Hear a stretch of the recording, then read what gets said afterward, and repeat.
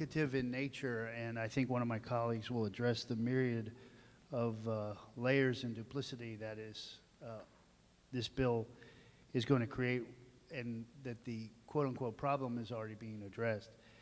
Mr. Speaker, my concern is it undermines parental authority. A child can leave the home and be in crisis for feeling judged. A bill laments that children can feel judged. If a child runs away and this agency or worker is called, and the child can say, I don't want to go home. Why? Well, I don't want to. Do you feel unsafe? The social worker will ask. Yeah, it's unsafe.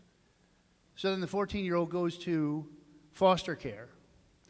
And for the parents, now because the child, with a little bit of coaching, or the social worker erring on the side of caution, as we always want them to do, and there's a lot of great social workers, deems that this might be unsafe. Now the child's placed in foster care. Because the word unsafe has been raised, now the parents have to go to family court to get their child back, because unsafe is a very high standard. In fact, that's the only way you can remove a child from a parent's home, is if it's unsafe. Not if they're feeling judged, not if they're in crisis, if it's unsafe. It's a constitutional standard, Mr. Speaker. So now the parents have to go to family court because they told Johnny, we don't want you to smoke pot and drink beer, and you got to be home by 10 o'clock at night. Johnny doesn't like that. Johnny comes home at 11, reeking of reefer, and they chew him out. They ground him. They take away his cell phone. He runs away. I don't want to be there anymore. They hassle me. They're coming down on me. Really? Yeah, I'm afraid to go home. My dad's going to give me lickings. Really, Johnny? Well, that could be unsafe. Now they got to go to family court to get their child back.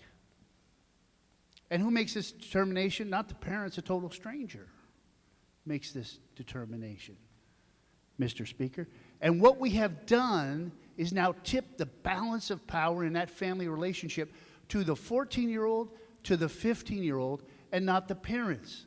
Because anytime he now or she now wants to yank their chain, just takes off, they got to go to family court. I can see parents showing up in family court 3 or 4 times. Finally, they give up. Do whatever you want. Parents' job is to mold and care for their children and teach them the values and the character that they want their children to have. We constantly second-guess parents. We don't think they're doing a good job. I don't know where these parents live because I haven't met them.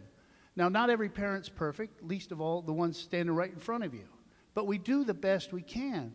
And this undermines parental authority, Mr. Speaker. Tips the scales in the balance of the child. And then these children can access services without their parents knowing. So a 13-year-old girl's pregnant, she wants to have an abortion, or the social worker, who probably, I'm guessing is not conservative, says, family planning, you probably should have an abortion. That's a good thing to do. Where the parents might have a different take on it. And the parents are responsible for that child. And the parents may want to deny that child and not have her have an abortion. But they don't get a say in the matter, because that decision is now made with the social worker, who intervenes and makes a decision for the parents with the 13 or 14-year-old. We're undermining parental authority, Mr. Speaker, and I've been here long enough to see that we chip away at parental authority year after year, and I doubt that this will be the only bill this year that chips away at parental authority or parental involvement in a child's life. That's a prediction I'm going to make, Mr. Speaker. So for those reasons, I stand in opposition. Thank you. Thank you very much, Representative. Further discussion? Representative Tupola, followed by Representative Yamani.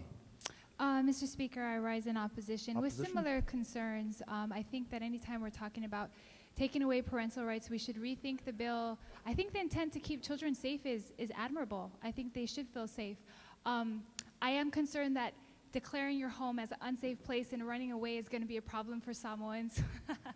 Or we always feel like maybe there's something unsafe happening, and I think for certain cultural reasons, I think this bill might not be able to protect all of those things, and we should probably go back to the drawing board and rethink how can we keep kids safe without taking away parental rights, but still you know, mind ourselves of cultural norms and respectfulness between parents and children. And so with those reasons, I stand to rethink what maybe is inside this bill.